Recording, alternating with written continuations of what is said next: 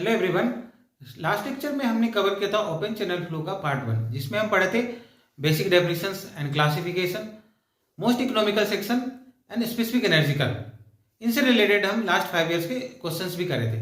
अगर आप ये वीडियो नहीं देख पाए हैं तो आप हमारे प्लेलिस्ट में जाकर के इस वीडियो को देख सकते हैं। आज के लेक्चर्स में हम कवर करने वाले हैं ओपन चैनल फ्लो पार्ट 2, जिसमें हम पढ़ेंगे non uniform flow. Rapid varying flow में हम हाइड्रोलिक जंप पढ़ने वाले हैं और ग्रेजुअल वेरिंग फ्लो में वाटर प्रोफाइल के कर्व्स को हम डिटेल में पढ़ेंगे और इनसे रिलेटेड हम लास्ट 5 इयर्स के क्वेश्चंस भी लगाने वाले हैं। तो अगर आप गेट के एग्जाम में बहुत अच्छा स्कोर करना चाहते हैं तो आपको जो मैं क्वेश्चंस करवा रहा हूं उसको आप जरूर प्रैक्टिस कीजिए, और जब आप रेगुलरली प्रैक्टिस करेंगे तो आप देखेंगे कि आप बहुत कॉन्फिडेंट होकर प्रिपेयर्ड रहेंगे और आप एग्जाम में बहुत अच्छा कर पाएंगे। So now let's start the session. Here we can see this is the hydraulic jump. ठीक है ना। होता क्या है, जब भी हम सुपर क्रिटिकल फ्लो से सब क्रिटिकल फ्लो की तरफ जाते हैं तो हमारा हाइड्रोलिक जंप अकर होता है। ठीक है। अगर हम देखें y1 जो है आपका डेप्थ है सुपर क्रिटिकल फ्लो में और y2 जो डेप्थ है आपका सब क्रिटिकल फ्लो में, तो ये जो डिफरेंस होता है y2 माइनस y1 उसी को हम हाइड्रोलिक जंप कहते हैं। ठीक है ना। फ्रॉड नंबर की अगर हम बात करते हैं तो फ्रॉड नंबर जो है सुपर क्रिटिकल फ्लो में 1 से ज़्यादा होता है। तो यहाँ पे आप देख सकते हैं इस पॉइंट से लेकर इधर तक जो है आपका फ्रॉड नंबर ग्रेटर देन 1 है, और क्रिटिकल पॉइंट में क्या है फ्रॉड नंबर इक्वल टू 1 होते हैं, और इसके बाद जो है सब क्रिटिकल फ्लो में फ्रॉड नंबर क्या हो जाएगा, लेस देन 1 हो जाएगा। ठीक है। This is the critical depth by C. और हम देखते हैं जो ट्रांजिशन फेज हुआ है यहाँ से सुपर क्रिटिकल से जो सब क्रिटिकल तक गए हैं, जो ये जो लेंथ है इसी को हम लेंथ ऑफ हाइड्रोलिक जंप भी कहते हैं। ठीक है। अगर हम एनर्जी की बात करें तो आप इस फिगर में देख सकते हैं स्पेसिफिक एनर्जी कर्व में कि तो यहाँ पे अगर हम देखें जहाँ पे आपका सुपर क्रिटिकल फ्लो होता है यहाँ पे आपका एनर्जी जो था ये ज़्यादा है। यहाँ पे आप देख सकते हैं एनर्जी का इधर इस तरफ है तो ये एनर्जी यहाँ पे ज़्यादा है, लेकिन जब ये सुपर से सब क्रिटिकल तक हो गया तो ये जो है एनर्जी थोड़ा सा रिड्यूस होता है। तो यही है आपका loss in energy, energy lost in jumps. ठीक है। अब इसके कुछ इंपॉर्टेंट फार्मूलाज ये देखिए, ये इंपॉर्टेंट कंसेप्ट है y1 and y2 are sequent depth और कंजुगेट डेप्थ, तो इसको आप जरूर से याद कर लीजिएगा। अगर हमें डाटा दिए हैं, हमें y1 y2 कैलकुलेट करना है और कोई भी एक डाटा दिया है तो हम यहाँ इस फॉर्मूले से कैलकुलेट कर सकते हैं y2 equal to minus y1/2 plus root under y1 square by 4 plus 2q square GY1। तो q आपको पता है ये क्या है, डिस्चार्ज पर यूनिट वेट। ठीक है ना। ये जो फार्मूला है आपका horizontal friction less rectangular channel के लिए ही वैलिड है। ठीक है। तो इसको ध्यान से रखें और हमें इसी को पढ़ना है। अगर हम फ्रॉड नंबर के टर्म्स में अगर कैलकुलेट करते हैं तो y2 equal to y1/2 minus under bracket -1 plus root under 1 plus 8 FR1 whole square. ठीक है ना। तो ये कंसेप्ट जो है फार्मूला जो है ये बहुत इंपॉर्टेंट है, इस पर बेस्ड आपके क्वेश्चंस बहुत सारे बनते हैं। और अगर हम length of the hydraulic jump की बात करें तो वो जनरली 5 to 7 HG होते हैं, जो कि आपका हाइट ऑफ जंप होता है, और कभी कभी वो 6.9 y2 माइनस y1 भी हम लेते हैं। ठीक है। तो एनर्जी लॉस हुआ कितना आपका E1 माइनस E2 लॉस होते हैं। ठीक है ना। इनिशियली आपका E1 था, फाइनली E2 हुआ तो क्या उसमें रिड्यूस हो गया, तो उसके लिए फार्मूला है आपका y2 minus y1 whole cube upon 4y1/2। ठीक है ना। तो ये हो गया आपका energy loss per unit weight.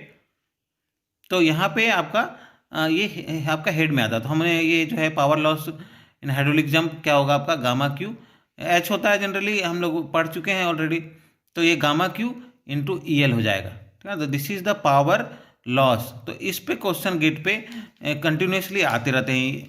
ठीक है। तो इसको आप ध्यान से समझिए।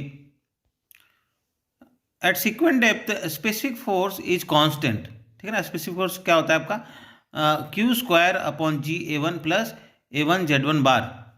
ठीक है ना। अगर हम बात करें सीक्वेंट डेप्थ में, जो हमने बताया था आपका y1 y2 जो डेप्थ है वहाँ पे आपका स्पेसिफिक फोर्स कांस्टेंट होता है, तो वहाँ पे हम इस फॉर्मूला को लगा करके कोई भी अननोन अगर फाइंड आउट करना है तो हम क्या आसानी से कर सकते हैं। तो Z1 क्या है, Z1 बार जो है आपका ये सेंट्रॉइड से डिस्टेंस है आपका फ्री सरफेस से लेकर के सेंट्रॉइड तक का ये आपका डिस्टेंस है। ठीक है ना। Z2 सेम आपका सेंट्रॉइड से लेकर के फ्री सरफेस तक का।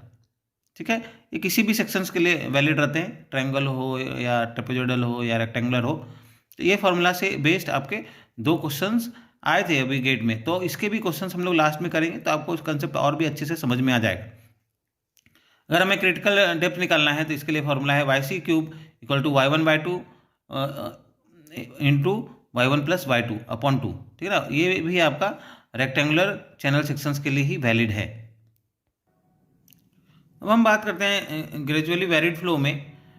इसमें आप देख सकते हैं ये आपका स्लोप है, ठीक है ना, this is the slope I, और ये आपका बॉटम ऑफ द चैनल है, ठीक है ना, और फ्री सरफेस है ये आपका एनर्जी लाइन कर्व है।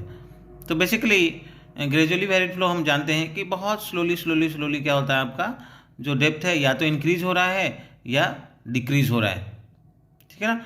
तो इसके लिए अगर हमें कैलकुलेट करना है slope of free water surface, ठीक है ना, तो उसके लिए फॉर्मूला आपका dy/dx equal to SB minus SE upon 1 minus FR whole square.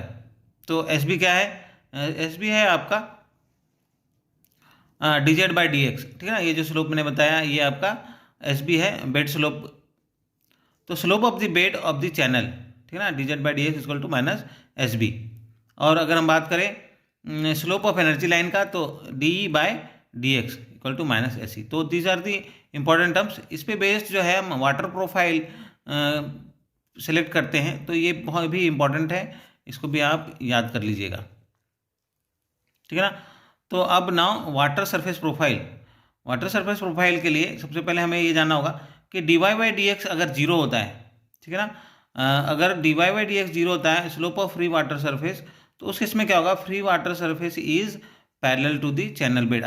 उसके बाद अगर dy/dx ग्रेटर देन 0 होता है तो वहाँ पे क्या होगा, depth of water increases in the direction of flow, ठीक है ना। इसको हम लोग बैक वाटर कर्व भी कहते हैं, तो इसको याद कर लीजिएगा। बैक वाटर कर्व कब होता है, जब स्लोप है आपका फ्री वाटर सरफेस का वो आपका इंक्रीज होते हैं, ना। वही अगर dy/dx जो है आपका लेस देन 0 हो जाएगा तो उस केस में क्या होगा, depth of water decreases in the direction of flow, तो वहाँ पे उसको हम कहते हैं ड्रॉप डाउन कर्व। तो ये दोनों इंपॉर्टेंट कंसेप्ट है, dy/dx ग्रेटर होगा तो बैक वाटर कर्व, और dy/dx लेस देन होगा तो ड्रॉप डाउन कर्व, ठीक है ना।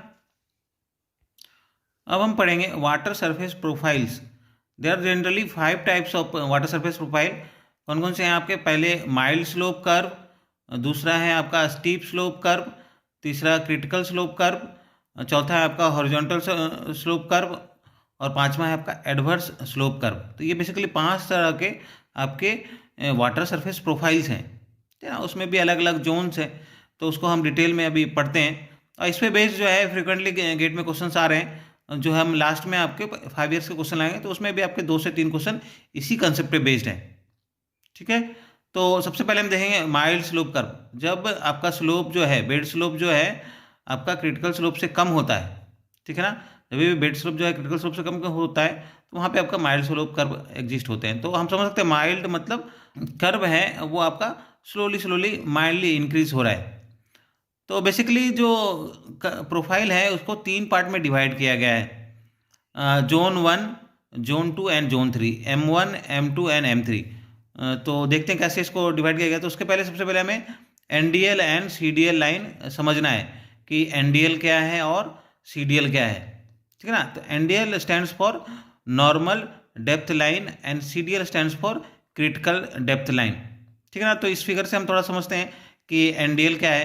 तो नॉर्मल डेप्थ लाइन, जब हम देखते हैं कि यहाँ पे आपका ग्रेजुअली वैरिड फ्लो एग्जिस्ट हो रहा है, तो उसके पहले जो है बहुत दूर तक अगर हम बात करें तो यूनिफॉर्म फ्लो हो रहा होगा, ठीक है ना। तो बहुत दूर तक यूनिफॉर्म फ्लो हो रहा है, तो उसी जो फ्लो का जो नॉर्मल डेप्थ है, ठीक है ना, उसी को हम YN कहते हैं, ठीक है ना। यही आपका नॉर्मल डेप्थ लाइन है। और हम जब स्टडी करते हैं तो यहाँ से किसी भी सेक्शंस को हम देख करके Y1 Y2 है जो एक्चुअल डेप्थ है उसके बारे में स्टडी करते हैं कि ये जो प्रोफाइल है वो किस जोन में आता है, ठीक है ना। और क्रिटिकल डेप्थ लाइन तो आप समझ सकते हैं कि जो क्रिटिकल डेप्थ होता है वही आपका क्रिटिकल डेप्थ लाइन कहलाता है, ठीक है। तो इसके बेसिस पे आपको 3 जोन बनाए गए हैं। तो फर्स्ट जोन को हम कहते हैं M1, ठीक है ना, क्योंकि माइल्ड स्लोप है तो M1 माइल्ड स्लोप से होता है। तो जब भी जो आपका एक्चुअल डेप्थ है, ठीक है ना, जैसे हमने बताया यहाँ पर कि प्रोफाइल अगर यहाँ का हम स्टडी कर रहे हैं, अगर यहाँ का स्टडी कर रहे हैं तो ये Y1 Y2 है। तो यहाँ पे हमको देखना है कि ये जो Y1 Y2 है वो कहाँ पर एग्जिस्ट कर रहा है, है ना, किस प्रोफाइल में है, किस जोन में है। तो y1 y2 अगर हम देखते हैं कि जो y का जो डेप्थ है, y1 y2 का जो डेप्थ है, अगर वो नॉर्मल डेप्थ से बड़ा है और क्रिटिकल डेप्थ से भी बड़ा है तो वो आपका होगा यहाँ पर जोन 1 में। ठीक है ना, जब भी जो डेप्थ है आपका नॉर्मल डेप्थ लाइन से बड़ा होगा तो उस केस में क्या होता है, वो आपका जोन 1 में आता है, उसको हम यहाँ पे M1 कहते हैं। अगर हम बात करें एक्चुअल डेप्थ जो y है, वो अगर आपका NDL और CDL के बीच में आता है, ठीक है ना, NDL और CDL के बीच में आता है, तो वहाँ पे आपका M2 होगा, सेकेंड जोन।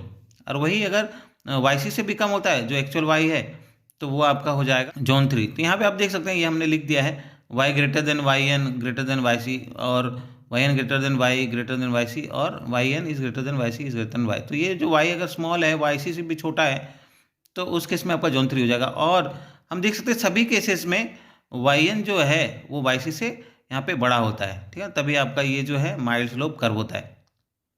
ठीक है, अब आगे हम बढ़ते हैं सेकेंड में। तो सेकेंड में देखते हैं क्रिटिकल स्लोप कर्व। तो क्रिटिकल स्लोप कर्व में क्या होता है, आपका जो स्लोप ऑफ क्रिटिकल कर्व होते हैं इज इक्वल टू SB, ठीक है ना, बेड स्लोप कर्व के बराबर होता है। ठीक है, यहाँ पे क्या होते हैं, दोनों जो लाइन है NDL और CDL लाइन जो है, दोनों कोइंसाइड कर देते हैं। ठीक है, यहाँ पे आप देख सकते हैं दोनों कोइंसाइड कर रहे हैं। ठीक है, और अब जब ये कोइंसाइड कर रहे हैं तो NDL और CDL के बीच वाला जो जोन है वो तो एग्जिस्ट कर ही नहीं रहा, ठीक है ना, NDL CDL एक लाइन में आ गया। तो यहाँ पे आपके दो ही जोन एग्जिस्ट करेंगे, एक NDL के ऊपर वाला जोन 1 और एक क्रिटिकल के नीचे वाला 3। तो C1 और C3 इसका नाम है। ठीक है, यहाँ पे जो है आपका yn is equal to yc है। तो आप देख सकते हैं यहाँ पे कि जितने भी कर्व हैं, अगर वो जोन 1 में आता है तो आपका बैक वाटर कर्व होता है, ठीक है ना, जोन 1 में। और अगर जोन 2 की बात करें तो वो ड्रॉप डाउन कर्व होता है, और जोन 3 की बात करें तो वो भी आपका बैक वाटर कर्व होता है। अब थर्ड हम देखते हैं हॉरिजॉन्टल स्लोप कर्व। इसमें क्या होता है, आपका स्लोप जो होता है वो बेड स्लोप होता है, वो 0 के बराबर होता है।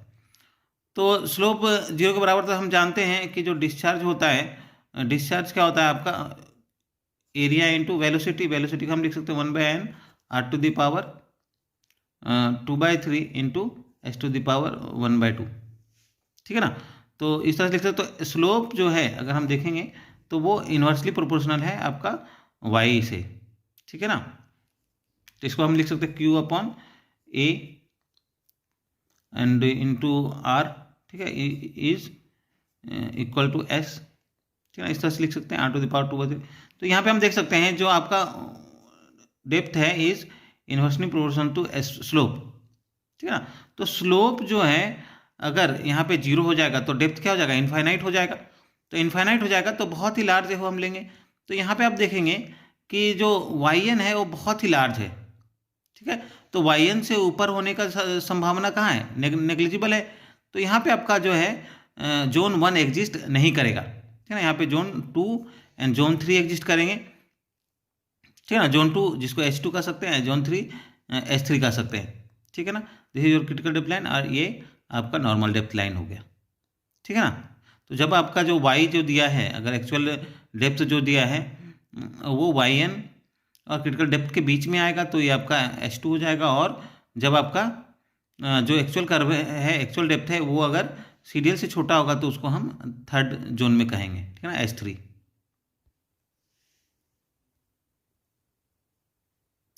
फोर्थ में हम देखते हैं एडवर्स स्लोप कर्व। जहाँ पे एडवर्स स्लोप कर्व क्या है, आपका स्लोप जो है दैट इज लेस देन 0। तो वो क्या है, जनरली फ्लो जो होता है इस डायरेक्शन में होता है, डाउनवर्ड डायरेक्शन में। एडवर्स स्लोप का मतलब है कि वो आपके अपवर्ड डायरेक्शन में फ्लो हो रहा है। ठीक है ना, तो अपवर्ड डायरेक्शन में फ्लो हो रहा है, तो यहाँ पर भी क्या होगा, yn इमेजिनरी हो जाएगा। जब yn इमेजिनरी हो जाएगा तो ये बहुत लार्ज हो गया, लार्ज हो जाएगा। तो यहाँ पे भी आपका देखेंगे जो कर्व है आपका yn से बड़ा होने के चांसेस क्या हो जाएंगे, नेग्लिजिबल हो जाएंगे। तो यहाँ पे भी आपका जोन 1 जो है एग्जिस्ट नहीं करेगा। ठीक है ना, जोन 1 एग्जिस्ट नहीं करेगा। तो हम देख सकते हैं यहाँ पे भी दो ही जोन होंगे, A2 एंड A3। ठीक है, जो आपका एक्चुअल डेप्थ होगा अगर वो yn से छोटा हो गया और yc से बड़ा हो गया तो ये आपका जोन 2 में आ जाएगा, और जोन 3 में जो आपका क्रिटिकल डेप्थ से छोटे होंगे एक्चुअल डेप्थ, ठीक है ना, तो ये आपका A3 में आ जाएगा। ठीक है। इसके बाद ये मेनली दो ही इंपॉर्टेंट होते हैं, आपका माइल्ड स्लोप कर्व और स्टीप स्लोप कर्व।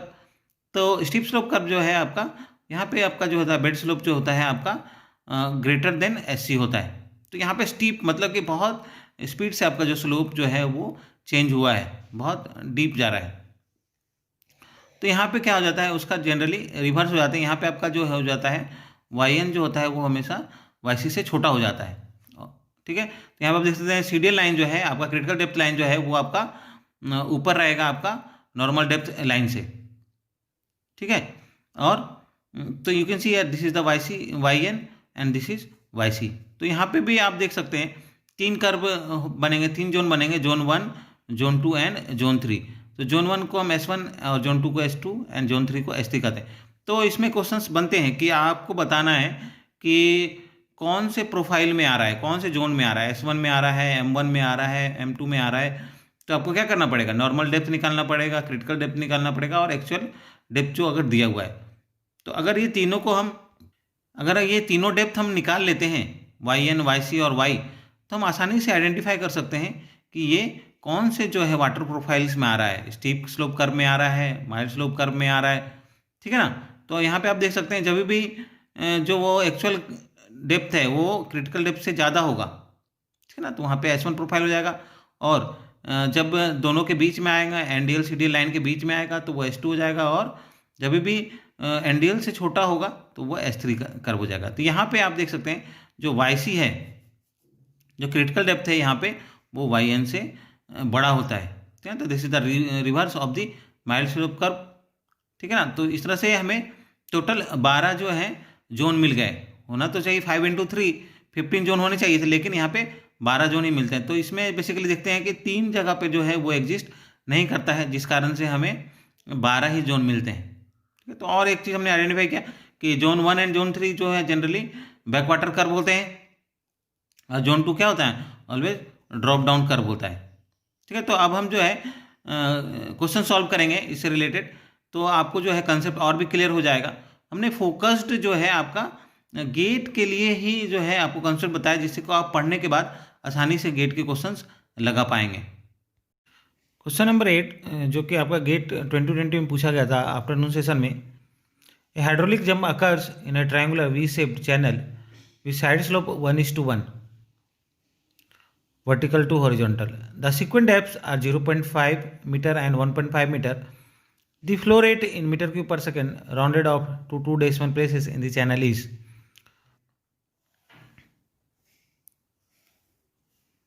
तो हमें ये आपको दिया गया है कि ये एक ट्रायंगुलर सेक्शन है और स्लोप 1:1 दिया हुआ है। ठीक है। तो अब देखिए 1:1 स्लोप दिया है, that means tan theta equal to 1/1 equal to 1। तो थीटा क्या हो जाएगा आपका 45 डिग्री। तो अगर हम ये डेप्थ y लेते हैं तो आपका ये भी y हो जाएगा। ठीक है ना। Similarly this will B also y। और इसमें आपको दिया गया है कि सीक्वेंट डेप्थ जो है आपका 0.5 और 1.5 है। ठीक है। तो आप देखिए ये आपका y1 दिया है 0.5 और ये आपका 1.5। और हम जानते हैं कि एट सीक्वेंट डेप्थ क्या होता है आपका, स्पेसिफिक फोर्स क्या होता है, कांस्टेंट होता है। तो एट सीक्वेंट डेप्थ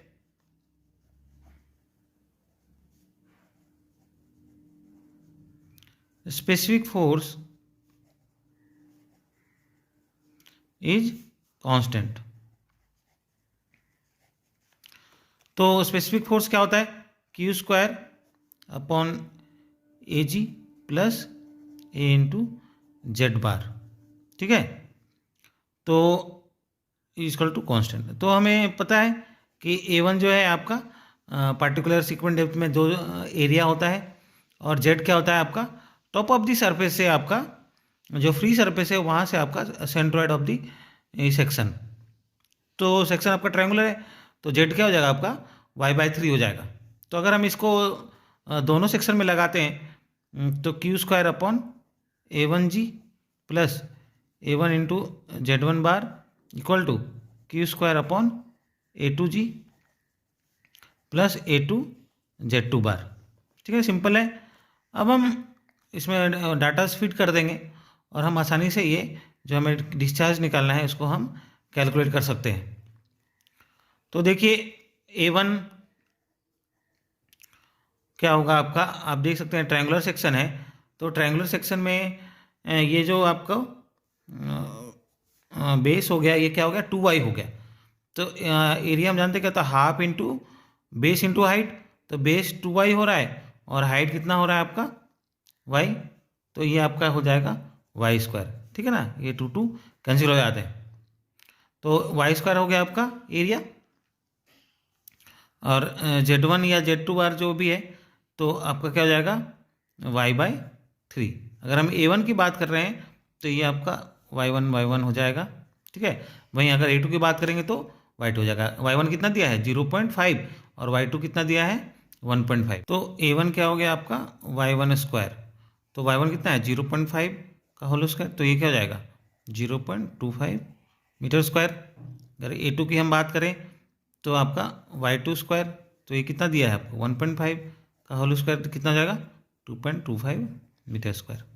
सिमिलरली अगर हम Z1 की बात करें तो y1/3, तो आपको दिया हुआ है Z1 कितना दिया है 0.5/3, तो ये क्या हो जाएगा 0.166 हो जाएगा, तो 167 मीटर ले लेते हैं। और वहीं पे Z2 की हम बात करें तो y2/3, तो y2 कितना है 1.5/3, तो ये सिंपल है 0.5 मीटर। तो अब जो है इस सारी वैल्यूज़ को हम क्या है इक्वेशंस में पुट कर देंगे, तो Q² upon A1 0.25 into G plus A1 0.25 into Z1, तो 0.167 equal to Q² upon 2.25 you can see A2 into G जो है आपका कितना है 9.8, सॉरी जी ही हम लिख देते हैं इसको, और plus 2.25 into 0.5। Now we can solve this equation. तो हम जो है Q² की जो वैल्यूज़ हैं इसको राइट हैंड साइड में लेफ्ट हैंड साइड में ले लेते हैं, तो Q² upon 0.25 G minus Q² upon 2.25 G। तो आप देख सकते हैं ये जो है आपका बिगर वैल्यू है, क्योंकि यहाँ पे डिनोमिनेटर कम है यहाँ पे ज़्यादा है, तो ये स्मॉलर वैल्यू है, equal to 2.25 into 0.5 minus 0.25 into 0.167। तो अब देखिए इसमें हम क्या कर सकते हैं, इसमें हम 2.25 G को हम एलसीएम ले सकते हैं, क्योंकि ये क्या 9 टाइम्स है, ठीक है ना, तो ये क्या हो जाएगा 9Q² minus Q² equal to, अब इसको हमें सॉल्व करना पड़ेगा। तो अब हम कैलकुलेटर से इसको सॉल्व करते हैं, तो 2.25 इंटू 0.5 माइनस 0.25 इंटू 0.167, तो यहाँ पे आप देखेंगे कि ये जो वैल्यू आ रहा है इट इज़ 1.08। ठीक है, तो नाउ यू कैन सी यार 9Q² माइनस 1Q² तो क्या हो जाएगा 8Q² अपॉन 2.25 G है, तो इसको हम क्या करेंगे 1.08 इंटू 2.25 इंटू 9.81, इसको हम पुट कर देंगे, तो Q² का वैल्यू हमें आ जाएगा 1.08 इंटू 2.25 इंटू 9.81 अपॉन 8, और इसको फिर हम क्या करेंगे स्क्वायर रूट कर देंगे, तो आपका Q का वैल्यू निकल जाएगा। ठीक है, तो इसको भी हम देख लेते हैं, तो 1.08 है 1.08 इंटू 2.25 इंटू 9.81 ना आ गया डिवाइड बाई 8, तो इसको रूट अंडर कर देंगे, तो आपका वैल्यू कितना आ रहा है 1.726 आ रहा है, तो 2 प्लेसेस तक दिया है, तो 1.73 हम लिख सकते कितना मीटर क्यूब पर सेकेंड। ठीक है, हमने क्या किया ये सारे को कैलकुलेटर में सॉल्व कर लिया, तो आसानी से आ जाएगा। ये मैं आपको डिटेल में बता रहा हूँ, अगर आप एग्ज़ाम में करेंगे तो और भी आप स्पीड कर सकते हैं। क्वेश्चन नंबर 9 आप स्क्रीन में देख सकते हैं, water flows at the rate of 12 meter cube per second in a 6 meter wide rectangular channel. A hydraulic jump is formed in the channel at a point where the upstream depth is 30 centimeter. Considering acceleration due to gravity as 9.81 meter per second square and density of water as 1000 kg per meter square, the energy lost in the jump is. तो हमें क्या है यहाँ पे energy loss निकालना है जो कि दिया हुआ है आपको पावर के टर्म्स में, तो हमें फिर पावर में निकालना पड़ेगा। तो ई एल अगर हम निकाल लेंगे तो फिर वहाँ से गामा क्यू एच एल या ई एल लगाकर हम पावर निकाल सकते हैं। तो देखेंगे सबसे पहले हमें क्या क्या गिवन क्वांटिटी दिया है। तो सबसे पहले देखिए डिस्चार्ज दिया है 12 मीटर क्यूब पर सेकेंड, ठीक है, और आपका विड्थ दिया है 6 मीटर। तो यहाँ से हम डिस्चार्ज पर यूनिट विड्थ निकाल सकते हैं। ये क्या हो जाएगा आपका 2 metre cube per second per metre, ठीक है ना। तो ये आपका जो है डिस्चार्ज पर यूनिट विड्थ निकल गया। और हमें दिया हुआ है कि जो y1 है वो कितना 30 सेंटीमीटर दिया है, इसको तो हम मीटर में कन्वर्ट कर लेंगे। तो ये आपका 0.3 मीटर हो गया। g दिया हुआ है 9.81 मीटर पर सेकेंड स्क्वायर और आपका डेंसिटी दिया है 1000 kg पर मीटर। तो ये जो है डेंसिटी को फिर हम यूनिट वेट में कन्वर्ट कर देंगे और वहाँ से पावर निकाल लेंगे, ठीक है। तो यहाँ पे देखिए अब हमें ई एल का फार्मूला पता है, क्या होता है y2 माइनस y1 का होल क्यूब अपॉन 4y1/2। और हमें तो अब ये देखिए अब यहाँ पे हमें y2 निकालना पड़ेगा क्योंकि y1 तो दिया हुआ है। तो y2 के लिए हमें फार्मूला पता है y2 equal to minus y1/2 plus root under y1 square by 4 plus 2q square upon GY1, ठीक है। अब ये फार्मूला भी लगा सकते हैं, चाहे तो फ्रॉड नंबर वाला भी फार्मूला लगा सकते हैं, दोनों यूज़ कर सकते हैं। कि उसमें क्या आपको फ्रॉड नंबर निकालना पड़ेगा फिर उसके बाद सॉल्व करना पड़ेगा, तो दोनों सेम ही है। So now we will put the values and get the y2। तो माइनस y1, तो y1 आपको कितना दिया है 0.3/2 प्लस रूट अंडर 0.3 का whole square by 4 plus 2 into Q square आपने 2 निकाला है 9.81 इंटू y1 0.3। तो ये आपका जो वैल्यूज़ दिया हुआ है इसको हम थोड़ा सिंप्लीफाई कर लेते हैं। ये माइनस है सॉरी, तो 0.15 प्लस अब ये कितना हो गया 0.3 का होल स्क्वायर कितना होगा 0.09/4 प्लस 8, ठीक है ना, अपॉन 9.81 इंटू 0.3, ठीक है। अब हम इसको कैलकुलेटर से सॉल्व करते हैं। तो आप देख सकते हैं यहाँ पे आपको दिया है 0.09/4, ठीक है। इसको हम लिख सकते हैं माइनस 0.15 प्लस 0.09 डिवाइडेड बाय 4, तो ये आ जाएगा आपका 0.0225 प्लस आपका जो दिया है 8 डिवाइडेड बाय 9.81 डिवाइडेड बाय 0.3, ठीक है। तो ये आ गया 2.718। तो इसमें आप ऐड कर दीजिए 0.0225, तो ये आ जाएगा।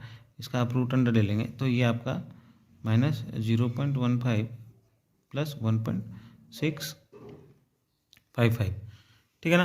तो यहाँ पे आप इसको माइनस कर दीजिए 0.15, तो आपका आ जाता है 1.505 मीटर, ठीक है ना। y2 निकल गया। ई एल का वैल्यू हम जानते हैं y2 माइनस y1 का होल क्यूब अपॉन 4y1/2, ठीक है। तो y2 का वैल्यू कितना आया 1.505 माइनस y1 का वैल्यू दिया है आपका 0.3, तो इसका क्या हो जाएगा whole cube upon 4 into 1.505 into 0.3। इसको आप सॉल्व कर सकते हैं आसानी से। तो ध्यान से देखिए यहाँ पे आपका 1.505 माइनस 0.3 आ गया। इसका क्यूब करना है तो क्यूब कर दिए, ठीक है, divided by 4 divided by 1.505 divided by 0.3। तो यहाँ पे आप देखेंगे 0.9688 आ रहा है, ठीक है ना, मीटर में। तो इसी के बाद हमें पावर निकालना है, तो गामा क्यू ई एल तो गामा क्या हो जाएगा 1000 इंटू 9.81, क्यू दिया हुआ है 12 इंटू EL जो भी आपका आया है 0.968। तो यहाँ पे हम डायरेक्टली इसको मल्टीप्लाई कर देंगे इंटू 9.81, तो 9810 हम लिख सकते हैं इंटू 12, ठीक है ना। तो ये आ जाएगा आपका 114,049.56, इस तरह से वैल्यू आ गया, ये वाट में आ गया। अगर हमें इसको किलो वाट में करना है तो 3 डेसिमल प्लेसेस शिफ्ट हो जाएंगे, 114.049 किलो वाट। तो दिस इज़ योर आंसर, ठीक है ना। तो ये जो है ऑप्शन आपका, उसको अपन टिक कर देंगे। Now question number 10, at the foot of a spillway water flows at a depth of 23 centimetre with a velocity of 8.1 metre per second. जैसा कि आप स्क्रीन में देख सकते हैं, फिगर दिया हुआ है। The flow enters as an M3 profile in the long wide rectangular channel with bed slope equal to 1/1800 and Manning's coefficient n equal to 0.015. A hydraulic jump is formed at a certain distance from the foot of the spillway. Assume the acceleration due to gravity g is equal to 9.8 meter per second square just before the hydraulic jump. The depth of the flow y1. तो यहाँ पे आपको कोई भी एक section दिया है, वहाँ का आपको डेप्थ दिया है और आपका वेलोसिटी दिया हुआ है, ठीक है ना। और हमें क्या है, नॉर्मल डेप्थ भी निकालना पड़ेगा और y1 भी निकालना पड़ेगा, ठीक है ना। y1 तभी निकलेगा जब हम yn निकालेंगे और उसके बाद फिर हम फ्रॉड नंबर्स निकाल करके कैलकुलेशन करेंगे। तो देखते हैं सबसे पहले क्या क्या गिवन क्वांटिटी दिया हुआ है। तो यहाँ पर देखिए आपको दिया हुआ है एक पर्टिकुलर डेप्थ में y इक्वल टू 23 सेंटीमीटर और वेलोसिटी उस पॉइंट पे दिया हुआ है आपका 8.1 मीटर पर सेकंड। तो यहाँ से हम क्यू निकाल सकते हैं, ठीक है ना, क्योंकि ये कांस्टेंट रहता है क्यू हर पॉइंट में। तो यहाँ पे हम देखेंगे 8.1 इंटू 0.23, ठीक है ना, Vy हो जाएगा। तो यहाँ से आपका जो वैल्यू आता है that is equal to 1.863 unit जानते हैं आप, metre cube per second per metre, ठीक है। यहाँ पे आपका जो है डिस्चार्ज पर यूनिट विड्थ आ गया है। अब यहाँ पे हमें और क्या दिया है, स्लोप दिया हुआ है 1/1800 एंड मैनिंग्स कोफिशिएंट दिया है 0.015 एंड जी दिया हुआ है 9.81 मीटर पर सेकेंड स्क्वायर। तो आप देख सकते हैं हमें y1 निकालना है, तो y1 के लिए हमें सीक्वेंट डेप्थ चाहिए। तो सीक्वेंट डेप्थ yn मिल जाएगा, तो हम y1 फिर निकाल सकते हैं फ्रॉड नंबर वाला फार्मूला लगा करके, ठीक है। तो देखेंगे सबसे पहले हमें तो yn निकालना पड़ेगा। तो yn क्या होता है, आपके यूनिफॉर्म फ्लो में के केस में होते हैं, तो उसी तरह से हम इसको कैलकुलेट कर सकते हैं, ठीक है ना। तो q क्या हो जाता है आपका 1/n r⁻² 2/3 s⁻½ this is your velocity. और इसको अगर हम जो है एरिया से मल्टीप्लाई कर देंगे तो आपका डिस्चार्ज आएगा। तो ये है आपका पर यूनिट विड्थ। तो यहाँ पे अगर हम yn से मल्टीप्लाई कर देंगे तो ये आपका निकल के आ जाएगा। और हम जानते हैं वाइड चैनल के केस में, यहाँ पे वाइड चैनल है, तो वाइड चैनल के केस में क्या होता है, r is equal to y, ठीक है। क्यों, क्योंकि यहाँ पे आप देखेंगे एरिया क्या होता है b इंटू वाई अपन पेरीमीटर b प्लस वाई। तो क्योंकि ये लार्ज है तो ये इस इक्वल टू हम क्या लेते हैं, b into Y upon b लेते हैं। तो यहाँ से आपका y आ जाता है, ठीक है ना, हाइड्रोलिक रेडियस। तो आसानी से हम कैलकुलेट कर सकते हैं। तो ये जो है, अब इसको हम यहाँ पे सॉल्व करेंगे तो r क्या हो जाएगा आपका yn ही हो जाएगा। तो yn 1/n plus yn to the power 2/3 into s⁻½ into yn। तो ये और ये सेम है, तो इसको हम ऐड करेंगे तो y/n, तो yn 2/3 प्लस 1/1 है। तो यहाँ पे जब हम इसको कॉमन लेंगे तो 3 और ये 5 होगा, 2 + 3 इंटू s⁻², ठीक है। तो यहाँ से अगर आपका q दिया हुआ है स्मॉल q, तो हम वहाँ से कैलकुलेट, तो q हमने यहाँ निकाला था 1.863 इक्वल टू 1/n। तो 1/n कितना दिया है 0.015, ठीक है, इंटू r सॉरी यहाँ पे क्या हो जाएगा Y N to the power 5/3, तो वाई एन हमें निकालना है 5/3 इंटू एस, एस आपको दिया है 1/1800 टू द पावर हाफ हो जाएगा। ठीक है, तो अब हम क्या करेंगे, इसको सबको LHS में ले जाते हैं, तो 1.863 इंटू 0.015 तो 1800, ठीक है ना, टू द पावर हाफ, क्योंकि ये इधर चला जाएगा 1 नीचे आ जाएगा, तो 1 की पावर हाफ रहेगा तो क्या हो जाएगा 1 ही हो जाएगा। ये हो जाएगा, ये Y N to the power 5/3 है, तो यहाँ पे अगर हमें कैलकुलेट करना है तो ये क्या हो जाएगा 3/5 हो जाएगा। ठीक है, तो आसानी से हम यहाँ पे कैलकुलेट कर सकते हैं, कैलकुलेटर से देखिए यहाँ पे सबसे पहले हम इसको निकाल लेंगे, ठीक है ना, 1800 टू द पावर 0.5, ठीक है ना, इतना आ गया इंटू 0.015 इंटू 1.863, तो ये वैल्यूज आ गए टू द पावर 0.6 हो जाएगा। वैल्यू हमारा क्या गया 1.08। ठीक है, तो यहाँ पे हम देख सकते हैं वाई एन की वैल्यू क्या आ गई 1.108, तो यहाँ से हम देख सकते हैं वाई एन की वैल्यू क्या आ गई 1.108 मीटर। ठीक है, अभी हमें निकल गया, हम फॉर्मूला जानते हैं y2 बाई y1 क्या होता है आपका -1 plus root under 1 + 8 FR1 square by 2 हो जाता है। ठीक है ना, ये फॉर्मूला जानते हैं। तो यहाँ पे अब हमारा क्या है y2 1, तो यहाँ पे अननोन क्या है हमारा, ये अननोन है, तो हम इसको इस तरह से फॉर्मेट कर सकते हैं y1 by yn equal to -1 plus root under 1 + 8 FN का स्क्वायर, ठीक है ना, अपॉन 2। तो यहाँ पे हमें yn का वैल्यू मिला हुआ है, तो इस तरह से हम इसको फॉर्मुलेट कर सकते हैं। तो y1 equal to -1 plus root under 1 + 8 into FN square. तो जो आपका जो फ्रॉड नंबर है, फ्रॉड नंबर का एक फार्मूला ये भी होता है Q² अपॉन GYN का होल क्यूब। ठीक है ना, तो ये जो है फार्मूला ये भी आप निकाल सकते हैं, इसी से आएगा V/√GY से ही आता है फार्मूला, सॉरी FR स्क्वायर। ठीक है ना, FR स्क्वायर, तो ये Q²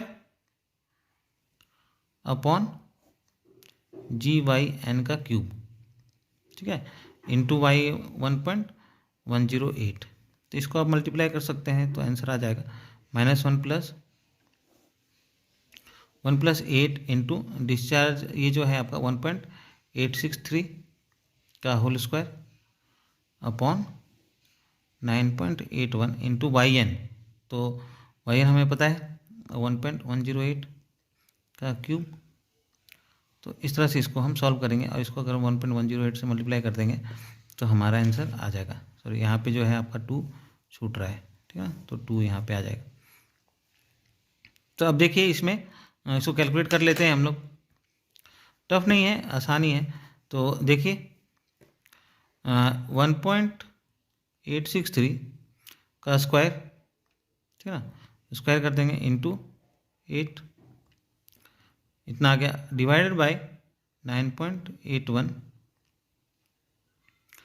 डिवाइडेड बाय 1.108 का क्यूब, तो ये 1.36 आ गया, प्लस 1 तो हो जाएगा आपका 3.08। इसका हम क्या करेंगे स्क्वायर रूट ले लेंगे, ठीक है ना, इतना आ गया -1, ठीक है, डिवाइडेड बाय 2, और इसको जो क्या करेंगे हम 1.108 से मल्टीप्लाई कर देंगे। तो यहाँ पे आपका देखेंगे कि जो वैल्यू आ गया आपका 0.418, ठीक है ना, ये वैल्यू आ जाता है। तो this is your answer in metre, ठीक है ना। अब इसमें देखना पड़ेगा न्यूमेरिकल में कितना तक पूछा है, अराउंड 2 डेसिमल प्लेसेस। तो इसको हम कर सकते हैं 0 पॉइंट, इसको अगर ये दिया है तो इसको हम अगर 2 डेसिमल प्लेसेस तक दिया है तो 0.42 मीटर कर देंगे, तो ये हमारा आंसर आ जाएगा। Okay, now you can see the next question on the screen. A 1 meter wide rectangular channel has a bed slope of 0.0016 and the Manning's roughness coefficient is 0.04. Uniform flow takes place in a channel at a depth of 0.5 meter at a particular section. GVF is observed and the flow depth is measured as 0.6 meter. The GVF profile at the section is classified as. तो सबसे पहले हम देखेंगे कि हमें given क्या क्या दिया हुआ है. तो हमें चैनल का विड्थ दिया हुआ है 1 मीटर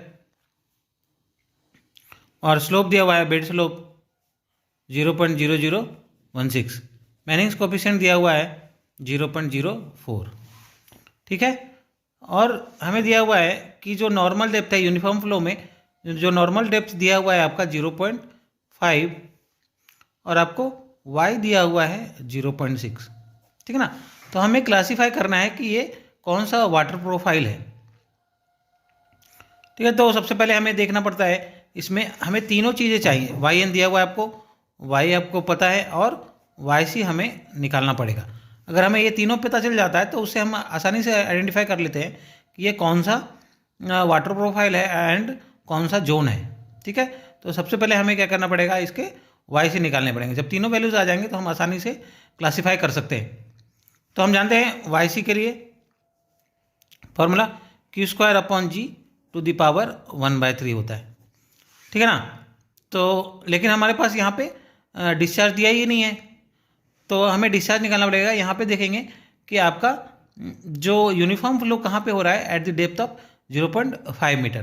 तो वहाँ से हम जो है डिस्चार्ज निकाल लेंगे और फिर जो है वाई से निकाल लेंगे, तो हमारा जो है प्रॉब्लम सॉल्व हो जाएगा. तो हम डिस्चार्ज पर यूनिट वेट ही निकाल लेते हैं. तो ये क्या होता है आपका वेलोसिटी इनटू डेप्थ होता है. तो वेलोसिटी क्या होगा 1/n r⁻² इंटू s⁻½ ठीक है ना. ये फार्मूला हो गया. इंटू आपका y कर देंगे मल्टीप्लाई. तो अब देखिए ये क्या होगा 1/n, तो n आपको दिया है 0.04 इंटू r क्या हो जाएगा, फॉर वाई रेक्टेंगुलर चैनल हमें पता है r क्या हो जाएगा इक्वलेंट टू y. तो ये y⁻² into s⁻½ into y. तो यहाँ से हम आसानी से कैलकुलेट कर सकते हैं 1/0.04 इंटू y⁻, इसको हम ऐड कर देंगे तो ये हो जाएगा आपका 5/3 इंटू s⁻². तो 1/0.04 इंटू y हमें दिया हुआ है कितना 0.5 दिया हुआ है नॉर्मल डेप्थ के लिए. तो ये हो जाएगा 5/3 0.0016 तो यहाँ से आप जब कैलकुलेट करेंगे, मैं कैलकुलेटर से यूज़ नहीं कर रहा हूँ क्योंकि it's taking lot of time. तो आप जो है इसको सॉल्व कर लीजिएगा तो आप देखेंगे कि जो वैल्यू आ रहा है इज अप्रोक्सीमेटली 0.3. तो यूनिट आपको पता है मीटर क्यूब पर सेकंड पर मीटर. ठीक है ना. तो यहाँ पे आपका जो है डिस्चार्ज पर यूनिट वेट आ गया. तो यहाँ से हम आसानी से वाई सी कैलकुलेट कर लेंगे. वाई सी क्या हो जाएगा आपका 0.315/9.81 टू द पावर 1/3. ठीक है ना.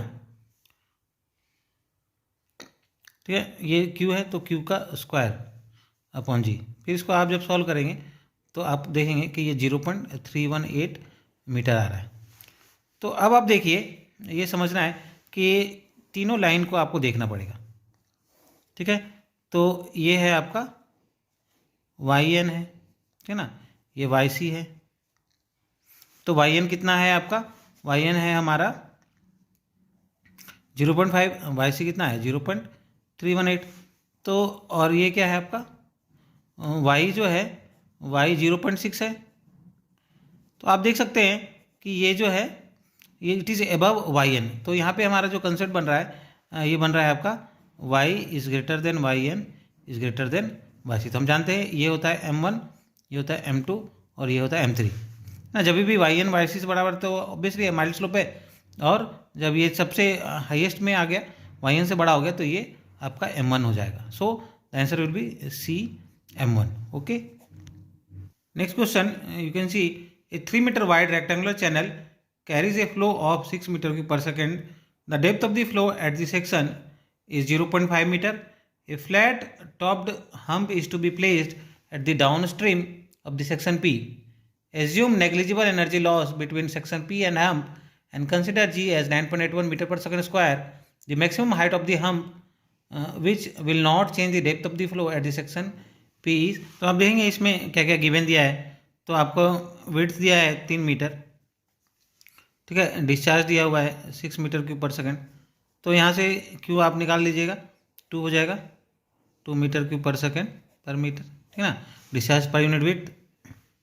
और जी दिया हुआ है आपका 9.81। तो यहाँ पे आपको क्या करना है, हम्प निकालना है, हम्प एक प्लेस करना है यहाँ पे, ताकि जो है आपका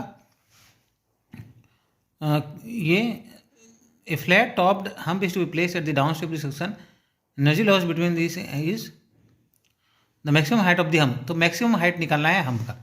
तो अगर जैसे ये फ्लो हो रहा है हम देखेंगे, तो यहाँ पे आपको एक हम्प लगाना है, ठीक है।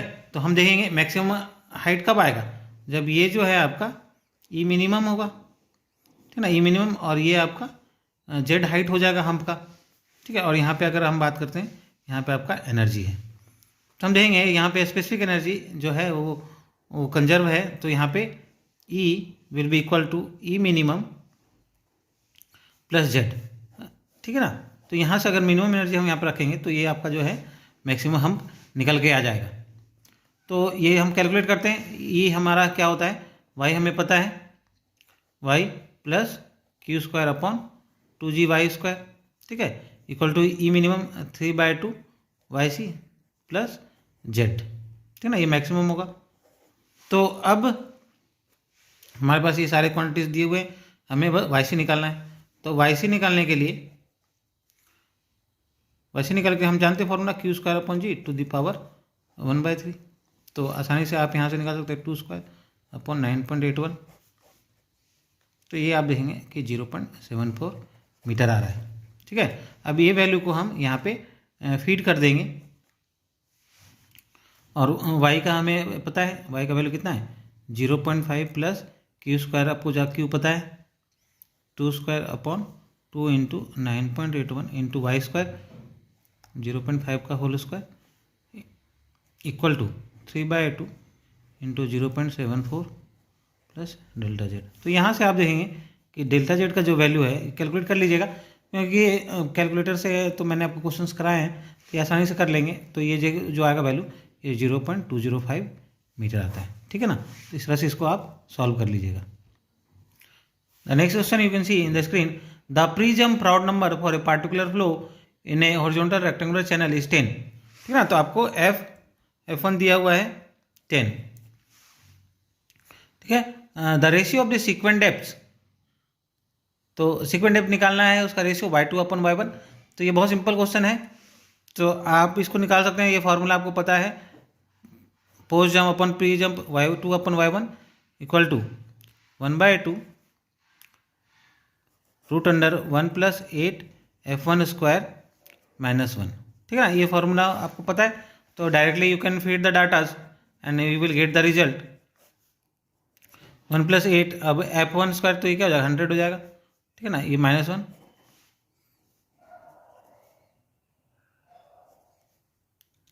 तो 801 का √100 -1। तो ये जब आप सॉल्व करेंगे तो ये आपका वैल्यू हो जाएगा 13.65, है ना। तो so this is the ratio of the post jump depth upon pre jump depth, ठीक है ना। Now you can see the question, a 4 metre wide rectangular channel having bed slope of 0.01 carries a discharge of 16 meter cube per second. Considering Manning's coefficient as 0.012 and g is equal to 10 meter per second square, the category of the channel slope is A, horizontal, mild, critical and steep. So now again we have to check the water profile. तो देख सकते हैं आप कि अब जो है regular basis पे ये क्वेश्चंस पूछे जा रहे हैं। तो हमें गिवन दिया हुआ है, आप देखेंगे बी जो दिया है 4 मीटर, ठीक है ना, स्लोप दिया हुआ है 0.001, डिस्चार्ज दिया हुआ है 16, और आपका रफनेस कोफिशिएंट दिया हुआ है n equal to 0.012, g equal to यहाँ पर 10 मीटर पर सेकेंड स्क्वायर। तो ये सारे डाटाज गिवन है। तो now we have to calculate कि कौन सा ये आपका सेक्शन है। तो आप देख सकते हैं कि बेसिकली हमें यहाँ पे यही कैलकुलेट करना पड़ेगा, YN एंड YC कैलकुलेट करेंगे। यहाँ पे आपका मैनिंग्स फॉर्मूला दिया है, तो यूनिफॉर्म फ्लो के लिए हम क्या है वहाँ से Y निकाल सकते हैं, YN हो जाएगा वो, और YC जो है क्रिटिकल डेप्थ निकाल लेंगे, दोनों निकाल लेंगे। तो आसानी से ये क्वेश्चन आपका सॉल्व हो जाएगा।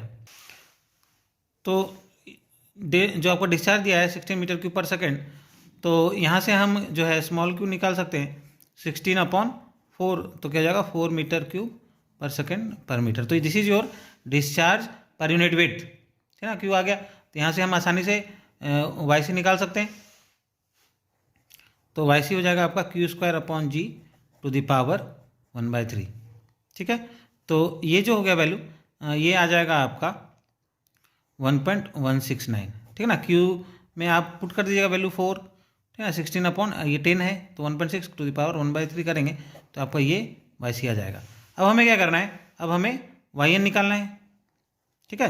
तो वाई एन निकालने के लिए हमें जो है ये फॉर्मूला है Q=1/n⁴ इंटू वाई, ठीक है ना, इंटू S⁴ 1/2, ठीक है। तो ये जो है आपका वेलोसिटी हो गया, ये आपका डेप्थ हो गया।